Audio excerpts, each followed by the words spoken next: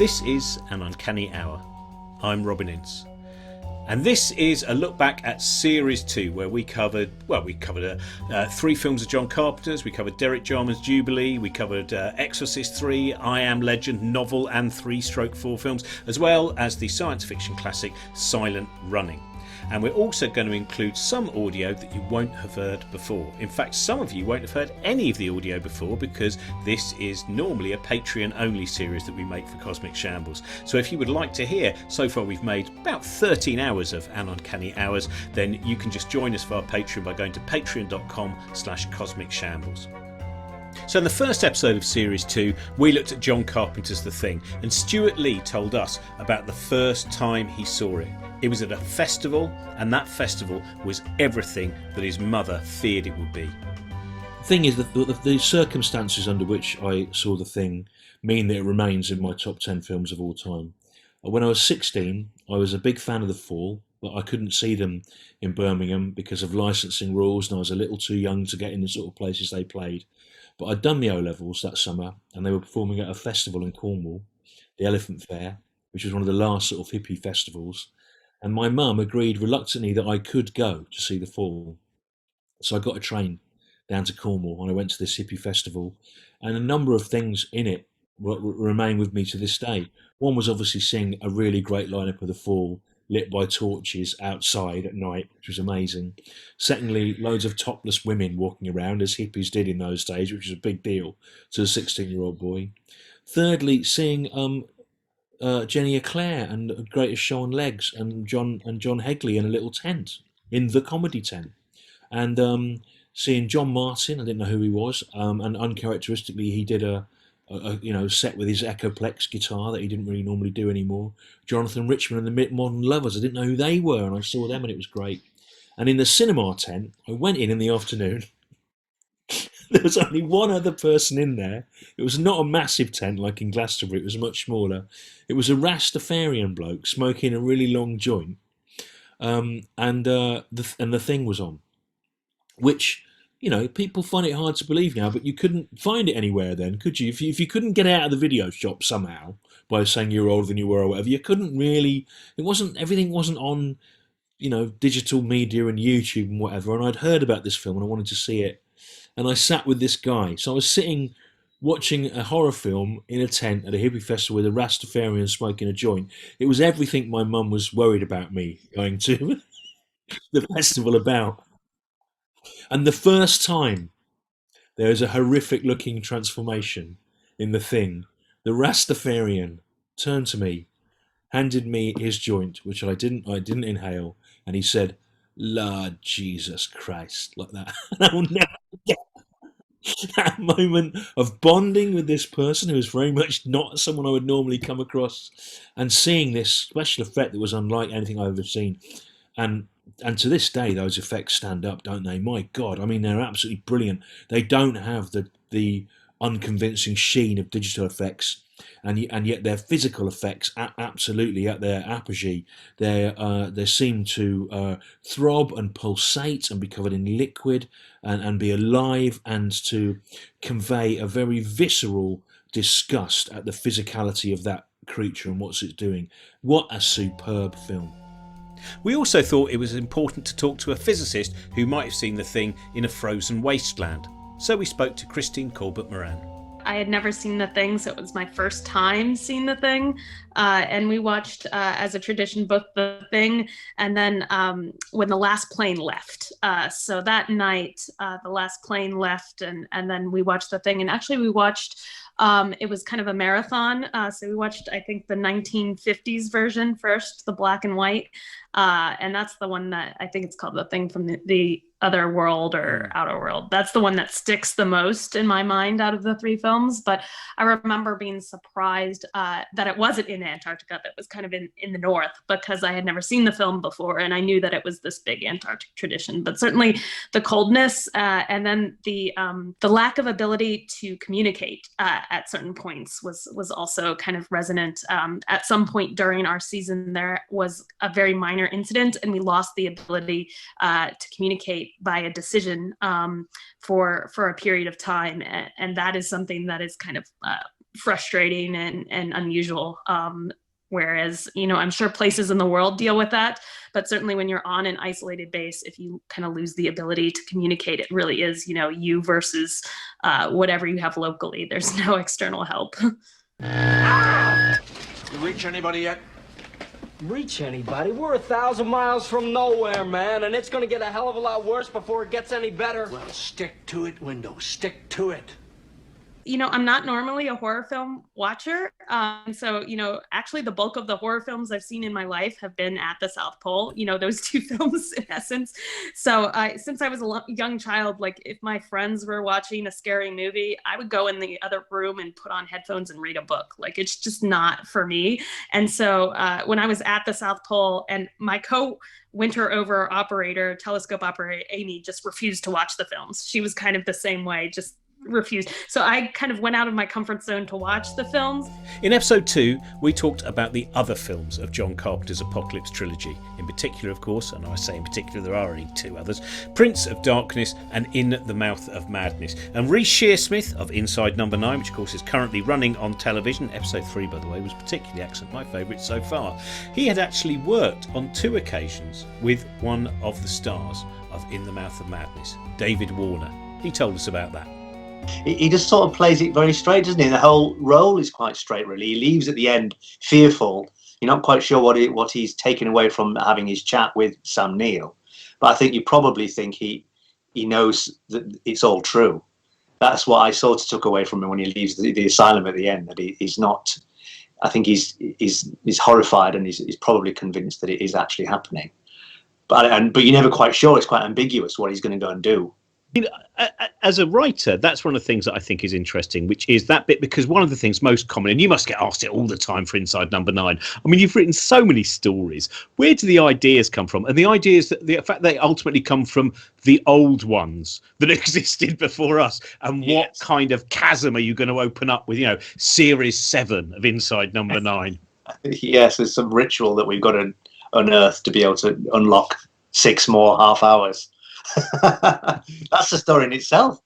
But you do wonder, don't you, about smaller parts in things where you think that's a great actor to be playing that, the linking device. He just comes in, David Warner in that particular instance, and just sits and listens. And you do wonder whether there was more to the part and it was all cut down, or whether it was just John Carpenter, I think, is a big fan probably of icons in horror, and David, however much you might not think he is, he's sort of one of them, isn't he? In the same way that he wanted Peter Cushing or Christopher Lee, didn't he, to be the Donald Pleasant part in Halloween, and he couldn't get them, but he got Donald Pleasant, which is incredible. But it's probably a nod to the fact that it's David Warner who he's got sat there. He probably said, "Do you want to do it?" And David just thought, "Oh yeah, I'll do that." I'd be working with another director of some repute. I don't know. It's interesting how these things come about, isn't it? And then you'll ask him, and you'll say, "I can't remember, darling. It's 2 days." It'll just be the days on it, rather than any actual incident. So you deny any knowledge of a brown thing of fur? A brown thing of fur? Think carefully before you answer, old Mistress Gadge. That's right. Well, he was very upset because the trial of Elizabeth Gadge, which happens to be one of my favourite episodes, was on the next week after 12 Days of Christine, which for whatever reason was very received and blew people's heads off, and it was very moving and stayed with a lot of people. And then we had this very silly episode that didn't have as much impact, of course, because it was just preceding that one. And David emailed me, said, "Why did you put beyond the week before that one? I didn't stand a chance." Episode 3, we talked about a film that introduced me to the ideas of counterculture, initially seeing it late night on Channel 4 and then going to see it at the legendary Scala Cinema in London's King's Cross. And we spoke to one of the stars of that film, which is Jubilee, Toyah Wilcox. Derek Jarman had a lot of humour. He loved to laugh, and he was up against a lot of, how can I put this? Within the industry, he was up against a lot of criticism, and within his lifestyle, he was up against a lot of criticism. He was always fighting for a new way of life and fighting the injustice of being gay at the time, and also the injustice of no funding being available for independent filmmakers. But Derek was a man that was full of joy. And I agree with you that if it was John Waters making an Andy Warhol film, there was an essence of that there, but we cannot sideline Derek Jarman's true originality. Derek was really great at putting people together, and he was one of the only directors I've worked with who did every morning, he did a film shooting script, and he would draw the pictures he wanted to get on camera. So you would arrive on set and he had a full diary of every shot he wanted, in words and in pictures, all drawn by hand. You don't get that these days. So he was a very thorough man. He knew exactly what he was doing and exactly what he wanted. The limitations came from budget and people telling him he couldn't do something, which always enraged him. And he just couldn't compromise. He didn't want to compromise. But I would say there's influences of John Waters and influences of Warhol, but we have to remember that before we made Jubilee, Jarman was working as a set designer for Ken Russell. So he had a lot of experience. I would say at the time of making it, we were a great family. We respected and loved each other dearly. We were a complex family. Derek Jarman was totally in love with Jordan. He talked about her with such a twinkle in his eye. He absolutely loved everything she did and everything she represented. She was utterly fearless. Little Nell was gorgeous. Little Nell always had energy and positivity and something to add. Jenny Runacre, very, very intelligent female. And I want to say this without being patronizing and without being, so gender specific, but you've got to look at the time we were making this and how revolutionary this film was for women. Jenny, very powerful person with very strong opinions and very strong presence. I learned so much from her. Jenny was always calm but very rock solid, like a steam train going downhill without any brakes. You just wouldn't stop her in a creative process. I was so taken and impressed by her. I still am today, because being a woman in this industry, even being so gender specific in this industry, is still tough for female energy, and she has remained a constant inspiration in how tough she is. Richard Matheson's I Am Legend is one of my favourite novels of all time, and it's also been turned into a film on 3, some might say 4 different occasions, and each time I would say those films have been unsuccessful in different ways. So I spoke to cell biologist Jenny Rohn on the science of the book and also the science of the Will Smith adaptation. So we're already using viruses as vectors. We've all seen that with COVID-19. The Oxford vaccine is a virus.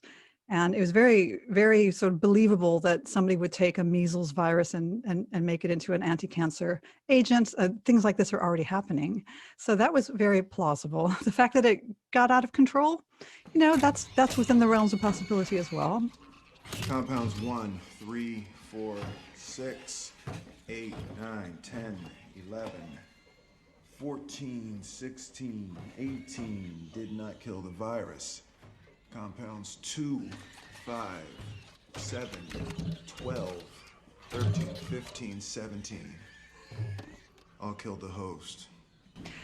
But what I liked about the film was that they did a really good job of portraying the scientific method. Obviously, it was very compressed. So Robert Neville has his laboratory in the basement of his house. It's very well appointed. He was a scientist before the plague, so he probably got that equipment from somewhere. But he did really meticulous experiments. He had his lab notebook, which is a video lab notebook. He would he says animal experiments. He'd start out injecting these vampire rats with various compounds. He'd keep meticulous records, and then those that didn't kill the rats or cure the rats, he'd do human trials on vampires that he captured from outside. And it was really nice showing that sort of the grunt work of science, of the relentless failures. He kept stabbing all these rats, and they were either dying or not, still very aggressive. He couldn't get anything to work. Even when he got one working in a rat or a mouse, whatever those rodents were, it didn't work in the human, which happens all the time in science. They get these promising compounds tested in mice, and they just flunk terribly in humans. So I really like that portrayal of science as a repetitive, sort of systematic thing. And then, he was very frustrated, which is great, because when people see scientists in film, usually, everything works or there's some miraculous thing happening. But here, no, we're seeing Robert Neville trying and trying and failing to get his cure, which is so realistic. As a practicing scientist, I could really relate to that. I'm not one of these sort of killjoys who says, you'd never get, a virus would never cause your teeth to get long and pointy, and, obviously it's completely ludicrous what this virus ends up doing. I have to say it's the same in the book. It's even more ludicrous in the book, that the bacteria that caused the vampirism. So I'm happy to suspend my disbelief when it comes to horror and science fiction, and as long as they make an attempt to show some sort of process. I like seeing the process of science that's often missing in fiction. So if the scientific facts themselves are a bit loose, that's fine with me. I just like to see the culture of science replicated a bit more realistically than it normally is done. Episode 5 was the hardest edit we had because we spoke to Mark Kermode about an Exorcist film, and as you know, he knows a lot about Exorcist films. We talked a little bit about the first Exorcist. We got a little bit angry about the second Exorcist, which many people consider to be one of the worst films of the 70s, possibly one of the worst films of all time, and one of the reasons that many people have not seen William Peter Blatty's brilliant Exorcist 3. Anyway, you're not going to hear Mark Kermode talking about it now. You're going to hear Mark Gatiss instead, talking about why the film is so important to him. Being a little background, I saw this film, it's a very important film to me. I saw it 3 times when it came out. I was living in Leeds, and I went 3 times because the Exorcist was, the original Exorcist was one of 2 black boxed videos which my friend David Clegg had at school, and which we watched endlessly. So Monty Python and the Holy Grail and The Exorcist I really knew backwards at one point. And so the idea of this direct sequel, ignoring Exorcist 2, The Heretic, written and directed by William Peter Blatty, was such an enticing thing. And then I just loved everything about it, I guess, because it was so clever and subdued and witty. I mean, it's such a funny film. And then you realize that William Peter Blatty wrote A Shot in the Dark. He's a gag merchant. Brilliant. So I love it. And I realize increasingly, watching again, how much I've taken from it, both in my own work, but also just things. This is true. I still, to this day, if I do something slightly wrong, I will slightly withdraw as if I'm got a nursing trolley and say, never mind. Yeah. It's a catchphrase. Mr. Horowitz? Nope. This is 409? 411. Never mind. Go in peace, my child. May the Schwartz be with you. What you just said about those characters that pop up, Nancy Fish as well. Oh my God, Nancy Fish. I mean, this is what this film is filled with things which are not meant to work. Wildly varying stylistic performances, all of which still fit in that world. That's the thing. I mean, I'm still not convinced that Nancy Fish wasn't invented for the film. She's called Nancy Fish, incredibly. But what Blatty does, which is brilliant, is like the casting is so off kilter. She's a nurse, but she's got too much lipstick on. She looks like you think she's going to be a baddie, don't you? The way that the catatonics look slightly off. But it's like, what a brilliant choice. She's kind of really rough. I'm a bitch. And then terribly sympathetic at the same time. I find her, she's just magnificent. And as I say, it's just so funny that all that dialogue at the beginning of the movies, and then when they have they're having lunch, and of course it goes, you wouldn't want to live forever, Bill. You get bored. I have hobbies. All those wonderful things and the stuff about the carp. And then, of course, it shades into the conversation about the country boy being crucified on rowing oars. And it's so bleak. But as you say, the older you get, the more you identify with these old guys and their friendship and their love for their old friend, Damien. And then I think that for me, the thing that remains so startling, as in my favorite bit of the original, is the sort of desperation of it. The most frightening bit in the original for me is when Karras is on the subway and the tramp says, "You spell $1 for an old choir boy, father? I was a Catholic." And then later on, the voice of the same vagrant comes out of Reagan's mouth, and there's true despair in that. And this film is filled with despair. So the realization that somehow or other, the man he thought he saw die 15 years ago is sitting in that cell, but then he's also the reincarnation of the Gemini killer. This one is so disturbing, and it gets under your skin like nothing else. I think it's just something, it really is an extraordinary piece of work. Okay, so we robbed you of the opportunity of hearing Mark Kermode talk about The Exorcist 3. But obviously you can hear about that if you support us via Patreon. But we will give you a little bit of Mark talking about the final film we discussed in this series of An Uncanny Hour, Doug Trumbull's Silent Running, and why it is such a pioneering film. So basically, Silent Running is interesting. This is after the fact, because when I saw it, I wasn't old enough to know any of this stuff. But Silent Running is interesting because it comes about because the studio has a bunch of packets of money that they want to finance a bunch of small budget films.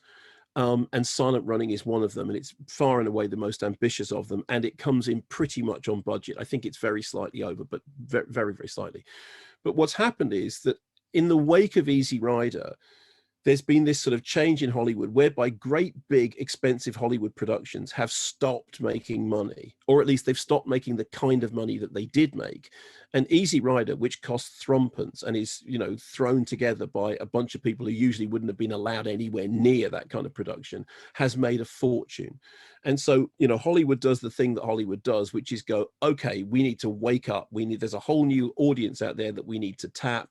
And so suddenly you get a kind of, what's called the new Hollywood, the kind of the wave of directors that we then think of as leading into the great 70s wave, which is, Scorsese, Coppola, Friedkin, all that lot, all those kind of, those revered 70s directors are part of that kind of, and it's sort of influenced by rock culture, and it's influenced to some extent by the French and Nouvelle Vague, and there's a lot of art house going on in it, but it's also exploitation, it's also genre films. Suddenly these films that would always have been considered to be B pictures are kind of A pictures, they're suddenly lead features. In the case of Silent Running, it has the production values of an A-list film. I mean, it looks fantastic, but it's really quite a cheap movie in terms of the amount of money that's put into it for what you get out the other end. And then the other thing is that it is a film that absolutely taps into the counterculture, which is, we're now in the early 70s, the 60s have finished, Altamont has happened, the whole dream has gone bad, Manson's happened, but you're sort of in that kind of resurgent, the beginning of the eco movement. And this is one of the reasons why Silent Running is so interesting. The difference is that I grew it. That's what the difference is. That I picked it and I fixed it. And it has a taste, and it has some color, and it has a smell. And that it calls back a time when there were flowers all over the earth, and there were valleys, and there were plains of tall green grass that you could lie down in, that you could go to sleep in. Because it's counterculturism is absolutely tied in with this eco thing, which is such a big part of it, which of course is actually secondary in terms of the way the story came about. I mean, I think it's wonderful that Trumbull is so open about this, that it kind of happened by mistake, that the eco theme grew, because that wasn't how it started out. They didn't sit down and say, let's write an eco-friendly story. They started out writing an alien encounter story with an old grumpy guy, and then they wondered how he was going to eat, and then he had to have a greenhouse in space, and then the greenhouses became the raison d'etre for the story. So it's kind of, you know, it's all about face in terms of the way that came about. But when the film came out, it was suddenly a film of the moment because of its eco theme. The fact that Dave Norris remembers the green vinyl, which is, you know, it's an early green film. Now, obviously what you'd had before or around the same period, you've had the dystopian films, and you talked about Soylent Green, and you know, there are plenty of films at that point which are, you know, the earth has become despoiled and what are we going to do about it? But Silent Running is the one that seems like most overtly on the nose in terms of the earth is a garden and we have to save the garden, which on the one hand is a very hippie thing to think about. It kind of harks back to, you know, Woodstock, and which of course wasn't a garden, it was a mud pit.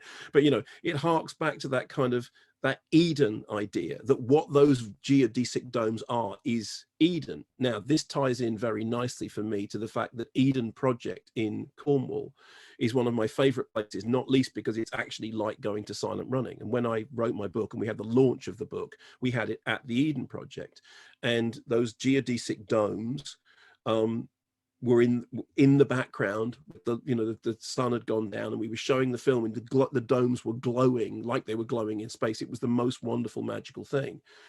But that idea of Eden, of what Silent Running really is the new Eden in space, is both dystopian and utopian at the same time. And I think the reason that Silent Running hits a point with the counterculture is that you've had the 60s ending badly. You know, you've had all the stuff that went wrong, and now you've got something else, which is the birth of, you know, where do we go from here? So it's kind of, you've been cast out of the garden, but now you're trying to sort of find your way back into it. And Silent Running is perfect. It's, you know, the garden still exists, it's just in space, and it's very lonely. And whenever I watch it, I always think of the Eden Project, which I love. But I also think of things like, you know, that David Bowie song, Memory of a Free Festival, because it has a kind of festival vibe to it, right down to the fact that Bruce is wearing that, you know, that long thing that makes him look like a monk, or makes him look like Rasputin, or makes him look like Jesus, or makes him look like somebody at a festival, at a time when festivals were Glastonbury Fair. They weren't huge, great big corporate things. They were, you know, they were often kind of little festivals with people sitting around, somebody playing over here and somebody playing over there and somebody playing over there. Nowadays, you go to a festival, it's like going to a town, and it's a nightmare. But there was that moment, and I think that's the thing about Silent Running. It's got that kind of garden festival feel to it. That yes, you've got the dystopia, but you've also got the utopia, and you've got the kind of, and the drones are the children, and that's why, you know, all that stuff about, you know, gather your children to your side, you know, tell them that, you know, all they love will die, tell them, the song's got children in it, and the drones are basically the children, aren't they? I mean, that's not just me. It's like, I'm going to turning into Spinal Tap, you know, it's like, you know, oh, how they dance, the little people of Stonehenge, the little people of Silent Running. That's what it feels like. It gets that counterculture moment absolutely right. It, you know, and brilliantly, it's an accident.